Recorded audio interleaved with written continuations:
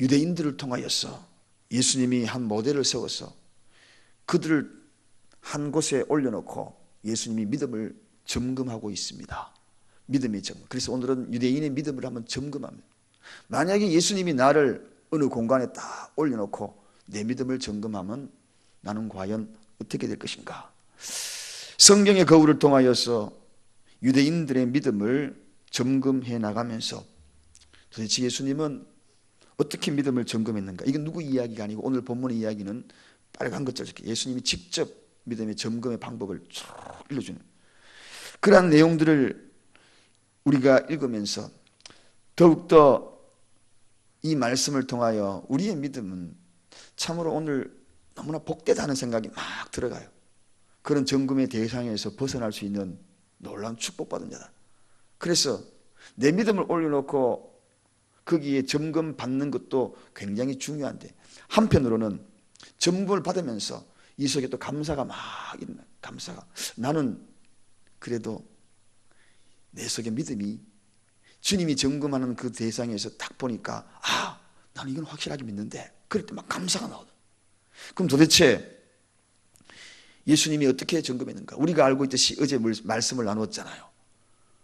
복음에 대한 확정적이고 예수님에 대한 확실한 증거들을 성령을 통하여서 세례 요한을 통하여서 예수님 자신이 하신 일들을 통하여 하나님이 말씀하신 것을 통하여 성경에 기록된 내용을 통하여 이렇게 본인을 쭉 확실한 증거들을 내어놓잖아요. 그렇게 내어놓음에도 불구하고 유대인들은 과연 여기를 어떻게 받아들이는가? 근데 오늘 40절에 보니까 첫 번째 점검이 나옵니다. 그들은 40절에 그러나 너희가 영생을 얻기 위하여 내게 오기를 원하지 아니하는도다. 그렇게 이야기합니다.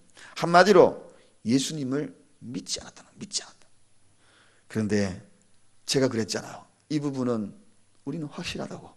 예수님을 안 믿는 분들이 이렇게 새벽에 나와서 꼭두 새벽에 나와서 직장 다니고 멀리 가고 한편으로 마음이 막 아파요.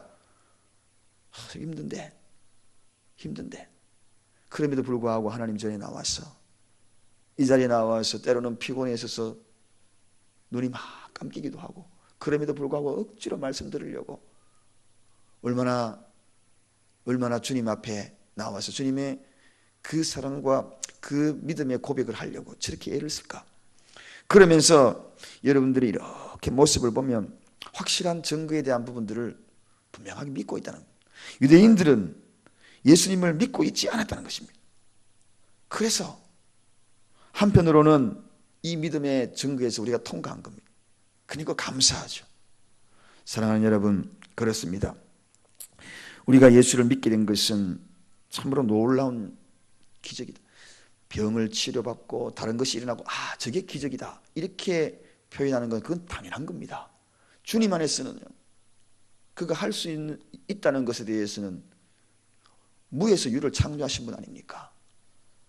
전능하신 하나님이라 그랬거든요. 그리고 인간 세상에서 일어나는 모든 일들은 응답받은 것은 기적이 아니라 당연한 겁니다. 그분의 능력은 당연한 겁니다. 그런데 저는 생각해 보니 뭐가 기적인가? 이 많은 65억, 요즘 70억 그 인구 중에서 내가 너를 택하여 불렀다는 이게 기적 아닙니까? 이게 진짜 기적이지. 기적 중에 기적입니다. 생각만 해도 미소 지어지지 않습니까? 미소 지어지지 않습니까? 너무 이건 진짜 기적이. 아직도 하나님을 알지 못하고 죽어가는 사람이 너무 많은데 기껏 해가지고 우리 인간 세상에 응답받은 거 요게 기적이 아니에요. 이거는 당연한 거예요. 하나님의 능력이 임하면 그런 거는 밀물만 한번 밀려오면 다 덮어져 버려요. 진짜 기적은 나같이 초라하고 주님을 때로는 부인하고 실망시키고 투덜거리고 그런데 나를 택하였어. 너는 내 아들이라. 오늘 내가 너를 낳았다. 그러면서 우리를 불러주시면 이게 기적이지 않습니까? 그래서 오늘 이 기적 속에 살아가는 것이 이게 기쁨이지요. 한번 웃어보십시다. 웃어보십시다. 특징이 제가 목사님들과 이런 모습을 보면 특징이 있어요. 항상 이렇게 된 것이 웃는 그 교회에는 목사님들이 웃는 그 교회는요 일이 잘 되는 것 같이 보여요. 그리고 성도님들이 행복하다 그래요. 근데 근엄하고 심각한 표정 있잖아요. 그 교회 우리 다 돌아가 보잖아요. 무거워요. 분위기가. 좀 생각생각 웃으면서. 정말 중요한 우리 기적 중의 사람이에요. 다른 사람이 기적이라고 보면 내 자신이 기적의 사람이에요. 기적의 사람이에요. 할렐루야. 우리 이항에 이런 말 나왔으면 나를 톡톡 두드리면서 나는 기적의 사람이다. 한번 자기 자신을 한번 두드려 보십시다. 시작. 나는 기적의 사람. 뭐 제가 거짓말했습니까? 사실이잖아요. 유대인들은 눈앞에 보여도 안 믿었는데 눈앞에 그들 앞에 나타났잖아요. 수많은 이적들을 보았잖아요. 엄청난 이적과 기적들을 경험했잖아요. 38년 된 병자가 불쑥불쑥 일어나고 그런데도 안 믿었는데 우리는 그런 기적도 그런 놀라운 일도 안 봤는데 하나님이 나를 택하여 불러서 믿겠다.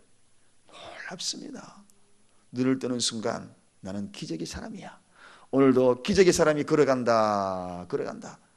옛날에는 양반이 걸어가면 이리 오너라 길 비켜서라 그런 속으로 외치십시오. 겉으로 이야기하면 사람들이 욕하니까 저 사람 미쳤나. 아무도 없을 때는 뒷짐지고 이렇게 걸으십시오. 그리고 팔자 걸음하면서 나는 기적의 사람 걸어간다. 기적의 사람. 적어도 우리 믿음의 배짱이네. 정말 진짜 그런 사람들입니다.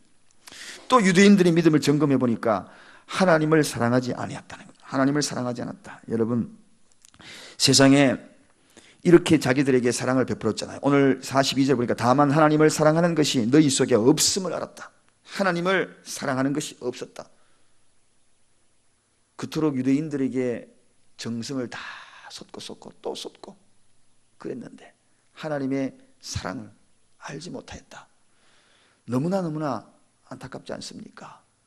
지난 주일날 오후에 우리 교회에 과거에 사역했던 전도사님으로 사역했던 이제 목사님이 되셔가지고 사역하며 선교 사역을 쭉 하고 우리 교회에 이렇게 오셔서 제가 간증하는 그리고 사역에 대해서 이야기하는 모습을 보았어요. 원래 옛날에 청년부 생활을 같이 했다고 했잖아요. 그래서 여기서 만나서 결혼했다는 사실들을 제가 상세하게 몰랐거든요. 잠깐 제가 들었어요 나중에. 그런데 원래 고향 땅에 가가지고 인정받기가 어렵거든요. 그런데 여러분들의 내 눈빛을 보았어요. 다 사랑해 주시더라고요. 예수님도 유대인들에게 고향 땅에 가가지고 전부 다 배척받았는데 근데 우리 사랑교회가 사랑해 주셨습니다. 너무 감사해요 여러분. 그래요. 이게 중요한 거예요. 고향 땅에 가가지고 다 제가 과거에 사랑교회 말고 모교회 했던 그 교회 목사님이 돌아가시면서 유언처럼 제가 말하지 않았지만 저에게 확인 전화가 왔었어요. 신 목사가 이 교회에 와서 사역해 볼 의향이 없는 오늘 강의를 하는데 내가 장로님 말씀을 드리려고 한다. 그런데 자신이 없더라고요. 왜냐하면 제가 그게 평신도로서 생활했기 때문에 제 모습을 다 봤잖아. 10년 동안. 그랬기 때문에 자신이 없는 거예요. 그랬는데 사랑교회는 받아주시더라고요. 이곳에 과거에 했던 모든 분들 아멘 해주고 손도 잡아주고 그래요. 사랑치 아니하겠더라. 유대인들을 보면서 사랑치 아니했더라. 형제, 부모 더 사랑해 주시기를 바랍니다. 사랑해 줘요. 사랑해. 오늘 예수님이 얼마나 안타까워요. 내가 지금 유대인의 이런 양을 구하러 왔는데 물론 인류를 위해서도 구하고 그들에게 특별한 관심이 더 많은 모습으로 그들에게 사랑을 전하고 싶었는데 사랑치 않았다. 근데 저는 오늘 이 자리에 오신 여러분 정말 대단한 사랑을 가지고 이 자리에 온 줄로 믿습니다.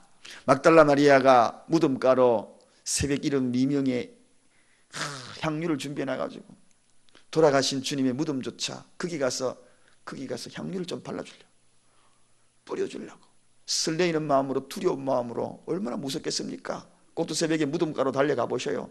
얼마나 무섭겠어요. 여자의 신분은 가만히 달려가는 그런 모습으로 오늘도 이 자리에 오신 여러분들 아니겠습니까? 이런 모습이 하나님을 사랑하는 모습이죠. 그래서 이 부분도 통과. 너무너무 감사해요. 우리 다 올려놨을 때. 정말 중요한 것은 또 하나가 소개됩니다.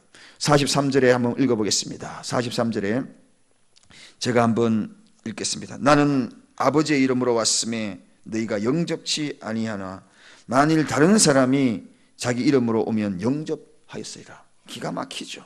다른 사람은 영접하고 우리 예수님은 영접하지 않는다. 거짓 그리스도를 영접하고 진짜를 영접하지 않다는. 여러분, 저는 너무 감사해요. 우리 이곳에 있는 모든 분들뿐만 아니라 오늘 이 시대에 신앙생활 잘 하시는 분들, 우리 교회 신앙생활 하시는 뿐만 아니라 복음의 진수를 제대로 알고 신앙생활 하시는 분들은, 진짜를 믿고 바로 서서 신앙생활 하시는 분들은 정말 복된 분들입니다. 바로 알지 못하고 엉뚱한 방향으로 가고 있는 그런 모습, 오늘 예수님이 하신 말씀 있잖아요. 내가 내 아버지 이름으로 왔는데 나를 영접지 아니하고 엉뚱한 사람, 아버지 이름이 아닌 자기 이름으로 오는 어떤 다른 사람을 영접하고 있다는 것입니다. 이게 뭡니까? 오늘 이 시대에 예수 아닌 이들을 영접하는 거짓 선지자를 영접하고 그런 세태인데, 저와 여러분들이 주님을 영접하고 그분과 함께 하지 않습니까? 할렐루야. 또 하나 시간 관계상 빨리 전합니다. 스스로 영광을 그들은 취했다. 오늘 44절에 너희가 스스로 영광을 취하고 유일하신 하나님께로부터 오는 영광은 구하지 아니하였다. 그렇게 소개합니다. 스스로 영광을 취했다는. 여러분, 우리가 스스로 영광을 취했다. 그들은, 유대인들은 스스로 영광을 취해. 이거를 자화자찬이라고 그러거든요. 착각이라고 하는 거죠. 그 유대인들의 신앙생활은 착각 속에 하는 겁니다. 신앙생활 너무너무 잘하는 것처럼 보입니다. 금식도 하고 구제도 하고 착각에 빠져있다. 정녕 하나님이 하시는 원하시는 것이 무엇인지를 알지 못하는 자기 도취의 신앙생활을 하고 있다는 것입니다. 여기는 우리가 한번 점검해 봐야 할 필요성이 있습니다. 나는 혹시 이런 것이 없는가? 나는 신앙생활 잘하는 것처럼 스스로 여기지 않는가? 이 정도면 내가 됐지. 새벽에도 기도하고 이 정도 봉사하면 됐지. 이 정도, 이런 생각들이 우리 속에 자리 잡고 있는, 이건 한번 점검할 필요성이 있습니다. 왜냐하면 나를 다스릴 줄 알아야 되는, 그렇지 아니하면 불쑥불쑥. 어제도 제가 잠깐 그 노예 때 설교를 말씀드렸지만, 내 뿔이 올라오고, 내 뿔이, 이 뿔을 깎아내는 것이 신앙생활 하는 시작인데, 이게 뿔이 올라오면 빨리 깎아야 돼요. 그리고 기름을 발라야 돼. 기름 발라서 기름이 흘러내려가지고 옷깃을 여기서 발끝까지 쫙 흘러내. 그래야 되는데, 그러면 겸손해지거든요. 성령은 겸손의 영인데, 그게 아니니까 영광을 자기가 취하라고. 내가 취하라. 내가 모든 걸 다 한 것처럼. 그렇습니다. 이 교회 한 것은 주님의 영광을 위하여 하나님이 나를 잠시 도구로 사용한 것입니다. 내가 한 것처럼, 내가 한 것처럼. 제가 언젠가는 그런 이야기도 한번 한 적이 있습니다. 내가 한 것처럼 했던 그런 봉사는 주님 앞에 가가지고 아무것도 없더래요. 기록이 아무것도 없더래요. 적힌 것이 아무것도 없더래요.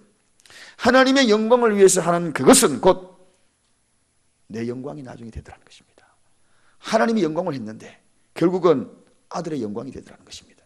그러므로 내 영광을 위해서 하는 것은 아버지의 영광 될 것 아무것도 없지만, 아버지의 영광을 하기 위해서 한 것은 결국은 내 영광이 되더라. 나를 높이 들어준다. 자, 마지막 결론입니다.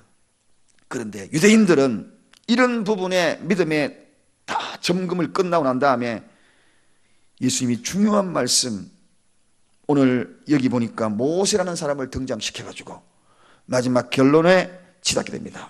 무슨 결론인지 우리 45절 한번 결론으로 한번 읽어보겠습니다.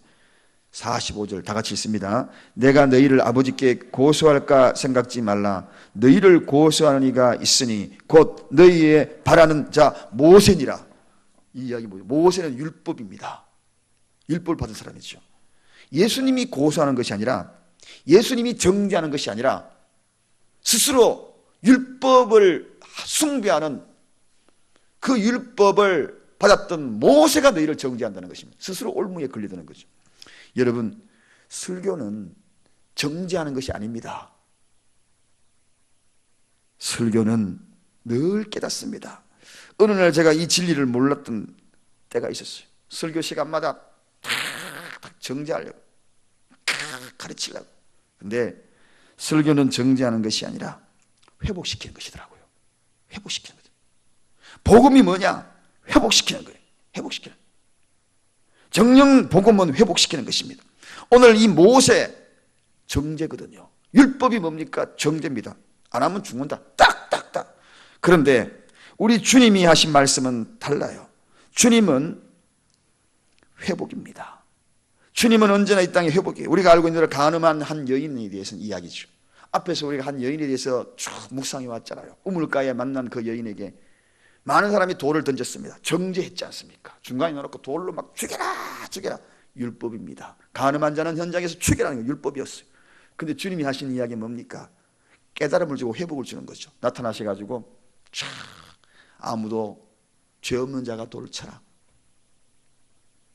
나도 너를 정죄하지 않으니 다시는 죄를 짓지 마라. 그 말 한마디에 온통 마음이 무너지는 거예요. 그리고 자리를 벌떡 일어나 내가 메시아를 만났다.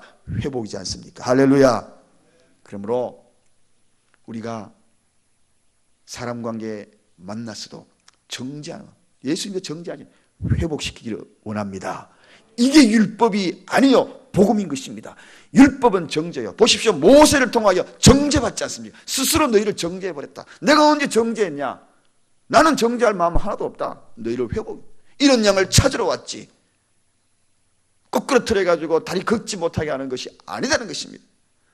오늘 이 시대에 우리가 깨달아야 돼. 또 가르치는 자들이 깨달아야 돼.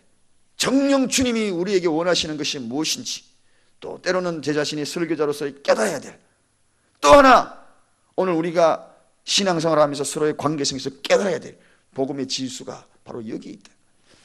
오늘도 말씀을 정리합니다. 오늘 여러분들을 너무나 귀한 분들, 주님을 믿는 믿음이 내 속에 들어온 기적의 사람, 주님을 사랑할 줄 알기에 막달라 마리아처럼 새벽을 깨우며 이 자리에 왔습니다. 너무나 거짓 복음을 믿지 아니하고 예수만 바라보고 표대로 향하여 달려왔습니다. 할렐루야. 꿀릴 것 없지요. 왜 꿀리기 전. 그리고 당당하게 나아요. 여러분을 정죄할 자 아무도 없습니다. 회복입니다. 복음을 통하여 회복되어지는 이 새벽이 다 되시기를 주님의 이름으로 간절히 축원드립니다. 기도하겠습니다. 하나님 아버지 감사합니다.